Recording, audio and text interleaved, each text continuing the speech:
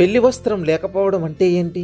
మత్తయి సువార్త 22వ అధ్యాయం 11 నుంచి 13 వచనాల్లో ఈ ఉపమానం మనకు కనిపిస్తుంది. అక్కడ పెళ్లి వస్త్రం లేని ఒక వ్యక్తిని రాజు చూడటం జరిగింది. ఎందుకంటే పూర్వకాలంలో రాజుల పెళ్లికి వచ్చిన వాళ్ళకి పెళ్లి వస్త్రాలు ఇచ్చేవారు. అంటే ఇక్కడ పెళ్లి వస్త్రం ఇచ్చిన తీసుకోని వ్యక్తిని రాజు అడుగుతున్నాడు, స్నేహితుడా, పెళ్లి వస్త్రం లేక ఇక్కడికి ఎలాగో వచ్చిందని. ఏంటి ఆ వస్త్రం అంటే?